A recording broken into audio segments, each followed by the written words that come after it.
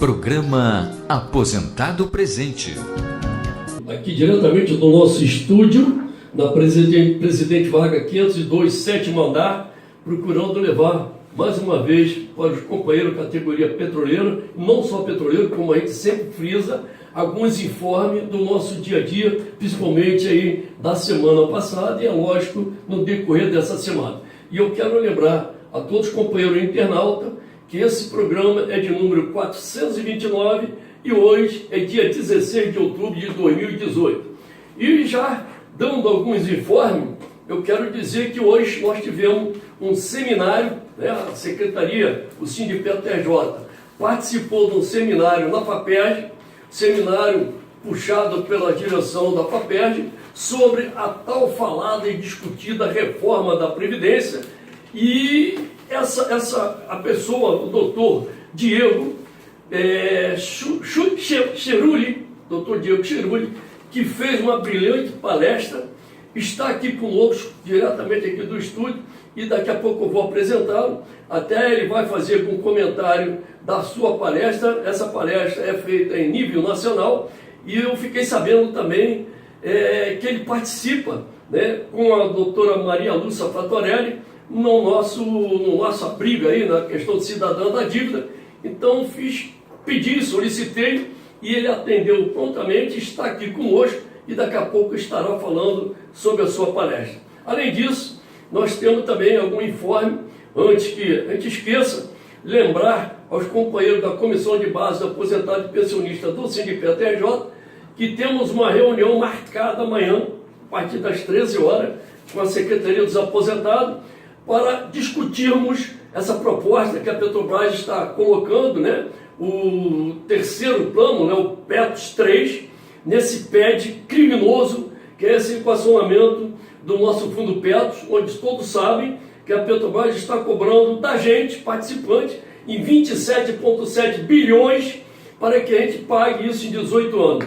Já começamos a pagar agora em março desse ano, e algumas entidades, alguns sindicatos conseguiram entrar com a liminar e ganhar uma liminar, e para essas bases, para esses estados foram suspensos. Mas a confusão é tão grande, porque uns ganharam liminar e outros não, e a gente não sabe onde isso vai parar. E todos sabem que nós temos um grupo de trabalho criado aí pela gente, pela Federação Nacional de Petroleiros, conjuntamente com a FUP, a Federação dos Petroleiros, onde nós temos ainda a FENASP, que é a Federação das Associações de Aposentados, e outras entidades, como a própria Federação dos Marítimos, GDPAP, APAP, ANBEP, várias outras entidades que participam dessa discussão há mais de um ano nesse grupo de trabalho.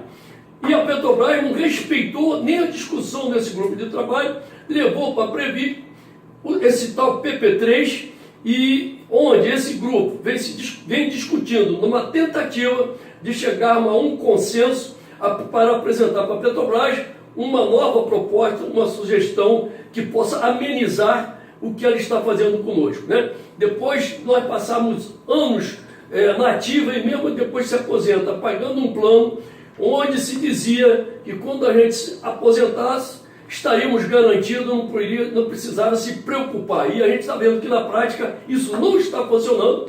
Cada ano que passa e cada mudança de governo, seja lá no governo federal e na própria presidência da Petrobras, a gente vem sofrendo, como está acontecendo na Previdência Pública. E isso vai ser uma matéria que daqui a pouco o doutor Diego estará falando. Mas eu quero trazer o doutor Diego agora para que ele possa estar dando aqui as suas considerações iniciais para os companheiros internautas que estão ouvindo mais um programa Aposentado Presente. Boa noite, doutor Diego. Boa noite a todos, boa noite a todos os ouvintes. É um prazer estar com vocês aqui hoje. Eu que agradeço. O nosso programa é da Secretaria dos Aposentados, um programa do Sindicato TJ, onde a gente procura levar para os companheiros internautas, como eu falei no início, não só categoria petroleira, que a gente convida aqui outras entidades para estar participando conosco e até dando alguns informes como se encontra a sua categoria. Então, para a gente, Sindicato TJ, é um prazer muito grande em ter a sua presença aqui e estar falando um dos motivos, vamos dizer assim, uma questão essencial, que é a questão da Previdência. apesar que algumas estatais, algumas empresas têm o seu plano de previdência complementar, mas todos nós sabemos que há alguns anos o governo federal meteu a mão dentro de vários bilhões e hoje nós estamos sofrendo aqui na Petrobras, no nosso fundo Petro, estamos pagando uma dívida onde nós sabemos que a Petrobras é que deve, que tem uma dívida muito grande para conosco e ela está cobrando 27,7 bilhões para os participantes. Então nós estamos pagando uma média de 300% naquela nossa contribuição mensal. Então é uma discussão muito grande, mas o senhor veio para estar falando aqui da Previdência Pública e eu gostaria já que o senhor pudesse estar comentando que saiu hoje no nosso jornal da FAPERJ.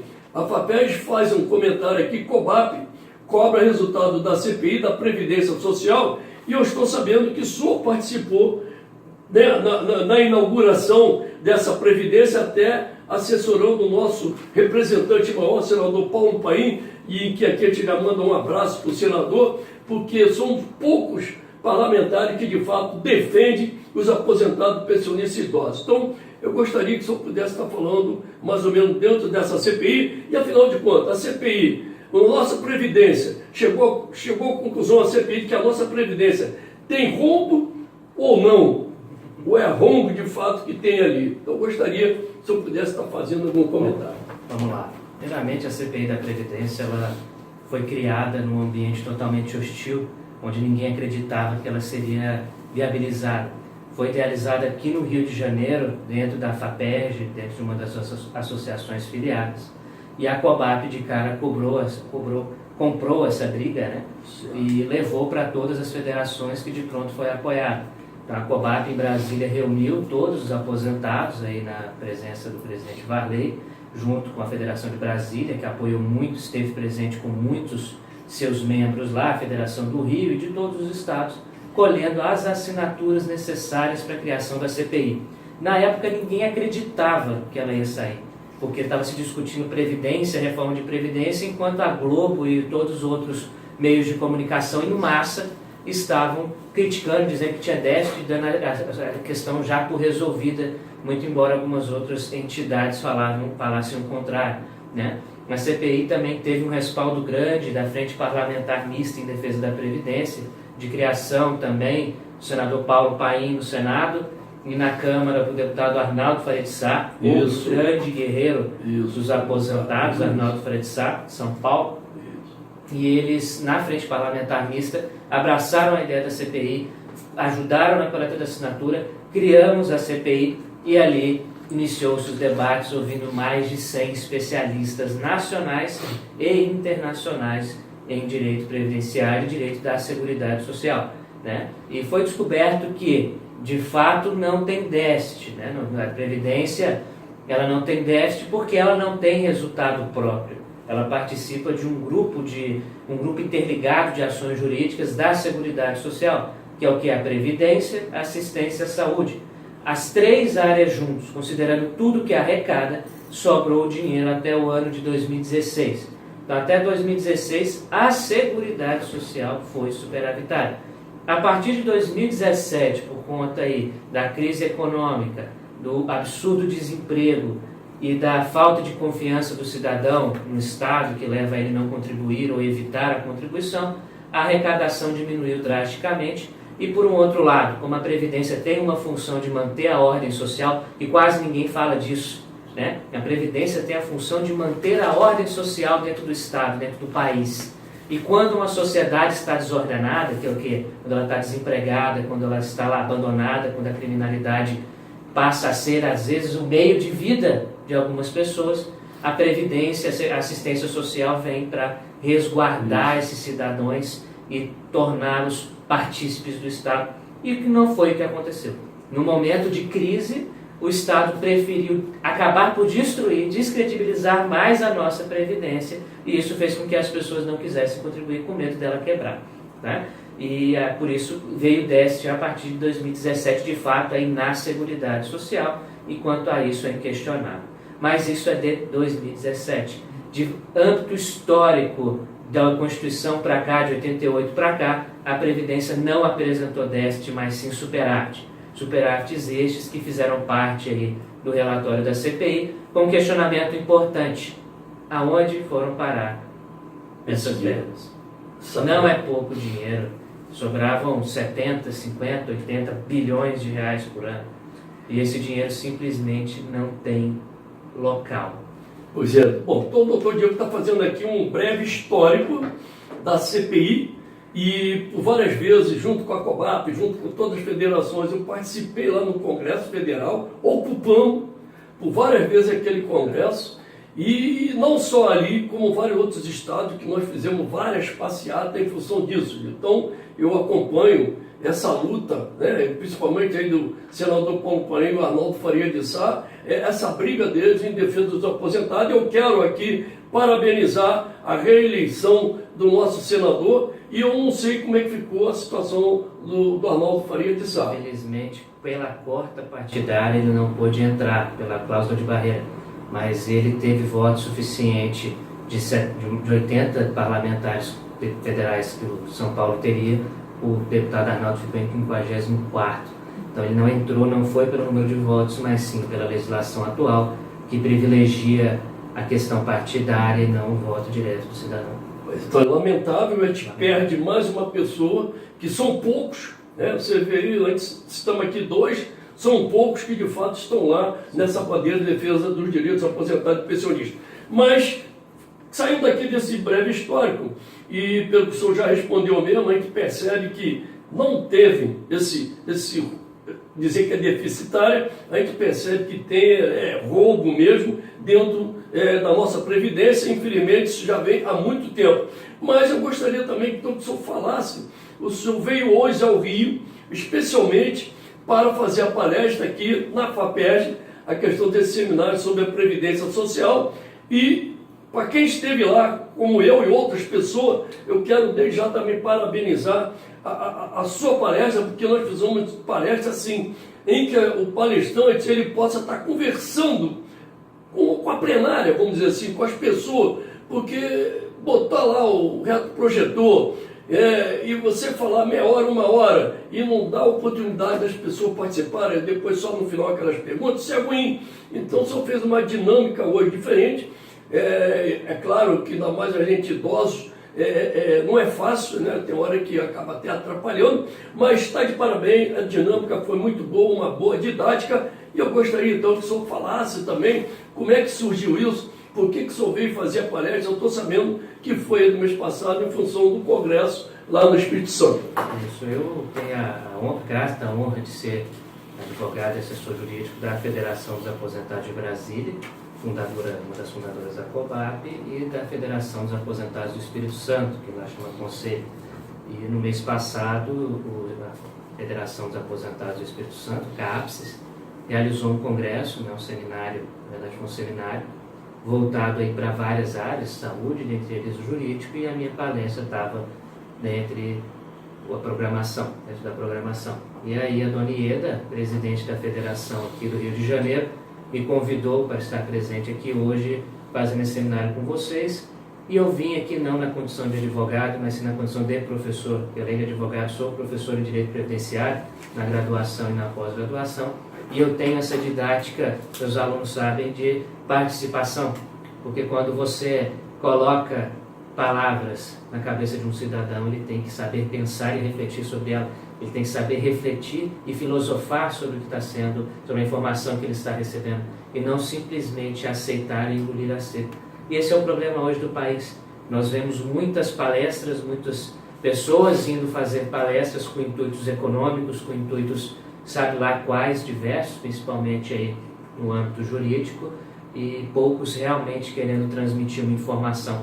Então nós temos essa visão, até por fazer parte do IBDP, nós vamos fazendo esse trabalho há 2 anos, de levar gratuitamente conhecimento. O brasileiro precisa ter conhecimento, precisa estudar, precisa entender o porquê que as coisas são do jeito que são e porquê que elas podem, como elas podem melhorar. E isso não se faz com uma pessoa só falando e os outros engolindo. Se faz com debate, com discussão elevada e com novos conhecimentos. Então, por isso, eu agradeço muito aqui a FAPERJ pelo convite. me senti muito abraçado pelo povo do Rio de Janeiro, que gostou muito da palestra e estou à disposição para voltar sempre que vocês precisarem.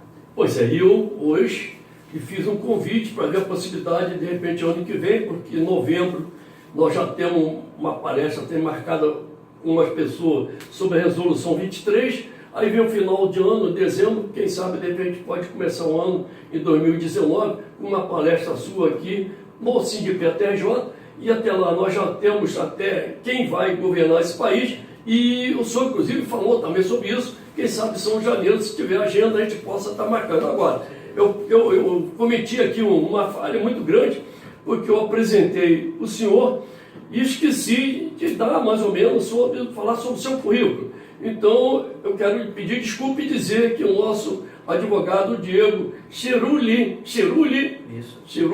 é vice-presidente da Seguridade Social, também lá da OAB do Distrito Federal e diretor parlamentar do IBDP, né? Esse é o Instituto Brasileiro de Direito Previdenciário, e como ele acabou de se apresentar, ele faz também uma parte de didática como professor e veio aqui para fazer essa bela palestra aqui na FAPERJ.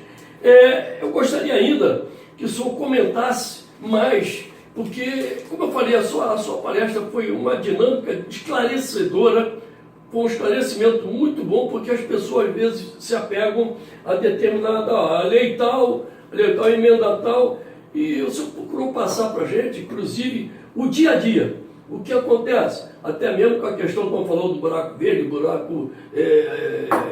vários tipos de problemas que durante a aposentadoria a gente vem tendo, né, em função de mudanças, de alterações na própria lei nossa, né, trabalhadores, lei trabalhista, e como a própria questão da Previdência. Então, se pudesse fazer algum outro esclarecimento que os aposentados e pensionistas que estão nos ouvindo possam recorrer até em função do seu direito, eu gostaria que falasse mais ou menos como foi hoje. Bom, o que eu quis deixar a importância da parte ética na questão jurídica. Hoje, os aposentados sofrem um assédio, que não tem outra palavra, tanto de advogados quanto de associações fundadas por advogados ou que usam associações para fazer a captação ilegal de clientela. Nós temos advogados fazendo telemarketing, ligando no telefone das pessoas, mandando carta, prometendo, e que no fim das contas ou pode ser um golpe, ou a pessoa pode muitas das vezes não ter direito nenhum. Tá? Ela pode ser aí um instrumento para a promoção de um golpe, a promoção de algo ilícito. É bom que o cidadão saiba que esta captação por carta, que essa captação por telefone, ela é ilícita e ela não pode acontecer. A OAB tem batido, tem suspendido, tem advertido e às vezes até excluído advogados que insistem nesse tipo de atuação. E é importante denunciar. A OAB ela não faz nada sozinha, a OAB precisa de denúncia. E não só a OAB, por trás disso tem um problema criminal federal importante, que é a questão da coleta desses dados. Quando alguém te ligar, a primeira coisa que tem que perguntar, e você se perguntar, é como que essa pessoa conseguiu os meus dados? Isso. Como que ela sabe quanto que eu recebo? Como que ela sabe que eu tenho direito a receber X? Isso é sigiloso, é a tua vida pessoal. Isso não pode ficar na mão de qualquer um. E quando chega nas mãos de qualquer um, chegou por meio ilícito, chegou por meio de corrupção, por meio de compra de listas. E isso tem que ser denunciado para ser investigado, suprimido. Por isso eu aconselho, procurem advogados especialistas. O Rio de Janeiro tem uma comissão de direito previdenciário da OAB com os mais brilhantes advogados, especialistas, militantes, estudados, pós-graduados, mestres, juízes também maravilhosos. E cabe ao cliente buscar, ao segurado do INSS, buscar sempre um advogado especialista. Parar de fugir, pegar as cartinhas ou ficar indo no mais barato. Busque o especialista de verdade que você terá segurança. Inclusive para dizer quando não tem direito. Isso é importante, quando não tem direito, o advogado tem que falar, para o cidadão ficar sabendo. Agora, tem gente que não quer aceitar que não tem direito e fica procurando, cavando direito até que cai num golpe e depois reclama. Então é bom saber disso, contratar um especialista e acatar, aceitar a opinião dele, a não ser que você se sinta inseguro, que eu aconselho buscar outro. Poxa, isso acontece demais aqui no Rio de Janeiro. Como o senhor falou, Como é que eles conseguem o nosso dado? Endereço, telefone, o INSS. Aí você chega, o próprio banco diz que é uma coisa confidencial, que ninguém pode passar o seu cadastro, os seus dados. E como é que chegam para a gente esse tipo dessas cartas? Nas nossas reuniões que nós fazemos, uma reunião mensal dos aposentados pensionistas, toda a primeira terça-feira do mês há mais de 18 anos, que a gente mantém toda a primeira terça-feira do mês, e nós temos também alguns advogados lá do sindicato, e que há meses a gente vem batendo nisso. A nossa PETS, da nossa fundação, é aqui próximo à Rua do Ouvidor. Você entra ali na Rua do Ouvidor, que agora está lá na Rua do Lavradinho, mas você, tanto lá como aqui, você entra, o pessoal sabe que ali é o prédio da fundação, tem 2, 3 caras lá do outro lado, você sai, ô papai, como é que é a petroleira? Você já olha. Você olha, a pessoa já vem com o papo, pô, petroleiro, você não se lembra de mim não sei, caramba, nós trabalhamos não sei quantos anos, é mesmo o seu nome que eu esqueci, aí você fala o nome. Aí a pessoa já vem com o papo, peraí, rapaz, tem essa ação, isso, como você falou isso, pô, Vão Maria, estou com o escritório bom, tem um conhecido meu, eu te levo.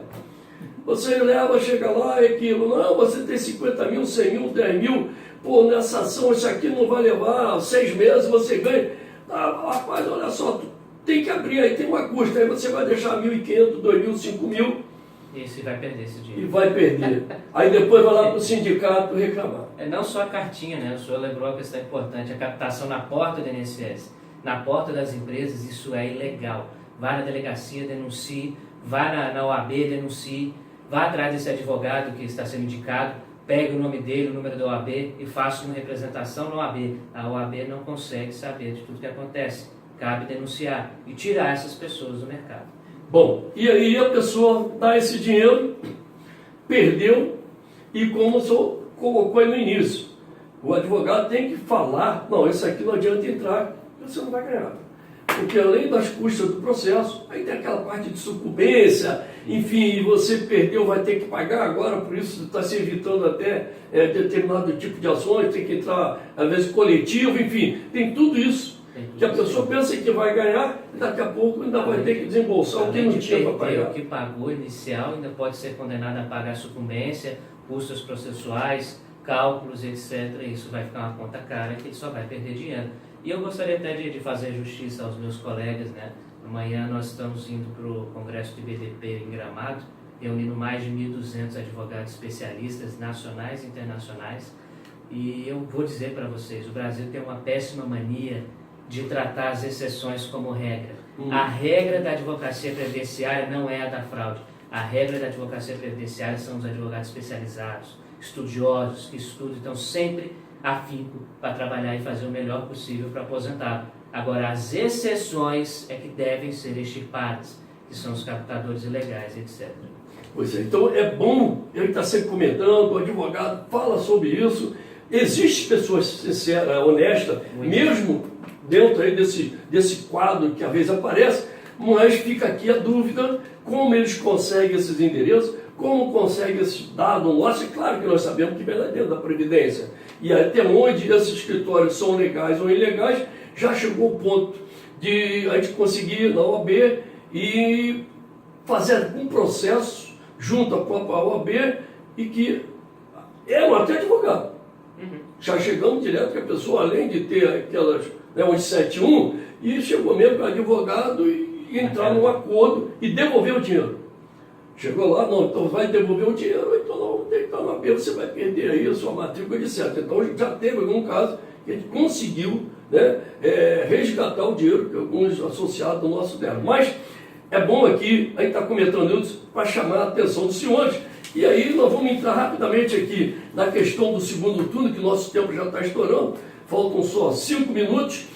Nós tivemos aí um primeiro turno, uma eleição, em que ficaram agora 2 candidatos para a nossa presidência, e ontem, no colegiado do SINDIPE-TRJ, teve uma discussão se iriam apoiar ou não, porque é normal, aliás, é estatutário, né? O sindicato não se posicionar politicamente, mas nós sabemos que qualquer entidade não pode fugir da questão política.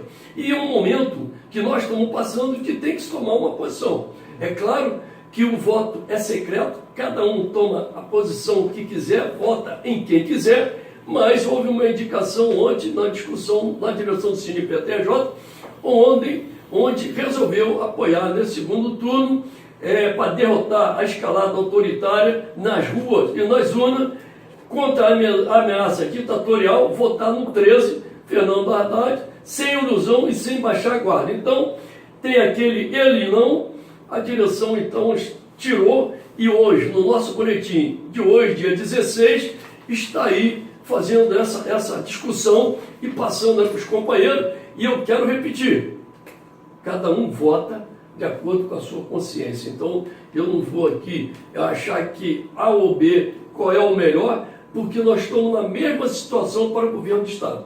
Aqui no Rio de Janeiro, há uma situação estranha, porque aqueles que se lembram de um dos candidatos que foi prefeito há pouco tempo, né, no Rio de Janeiro, problema tem que votar nessa pessoa. E um outro, uma pessoa seria nova, mas também tem aí um passado meio estranho. Então nós estamos na mesma situação aqui no Rio de Janeiro, que é lógico que as pessoas têm que procurar escolher aquele que de fato confia. Esse voto, no menos pior, eu não estou mais nessa linha. Então eu, quando votei e voto, eu voto naquilo que eu acho que de fato vai me representar. Então agora, no menos pior, eu não voto.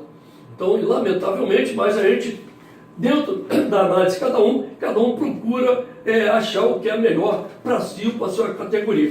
Se o senhor puder estar falando mais ou menos sobre isso, o que acha desse segundo turno, o que achou do primeiro turno, seria bom, apesar que a gente está fugindo, né, da sua matéria, que é a questão da Previdência. Mas, como eu falei, a política está em todo lugar, e principalmente você que está lá em Brasília. Então, isso aí até não foge muito do que o meu trabalho. Eu faço assessoria jurídica aí para alguns deputados e senadores, e foi um pouco complexo esse primeiro turno, né? Porque nós estamos entre a cruz e a espada, nós estamos entre dois rejeitados. Isso. Essa é a verdade. O Haddad é rejeitado, o Bolsonaro também é rejeitado. Metade da associação, da população apoia um, apoia o outro. E isso é um problema muito grave, porque independente de quem venha, vai ser alguém rejeitado. Mas somos nós que construímos isso, infelizmente. A posição do país hoje tem um lado uma sociedade acomodada e do outro que clama por desespero. Clama de desespero para ver alguma coisa mudada. Então, às vezes, acaba que nesse clamor toma decisões equivocadas e que pode colocar a democracia em risco. E isso nos preocupa muito.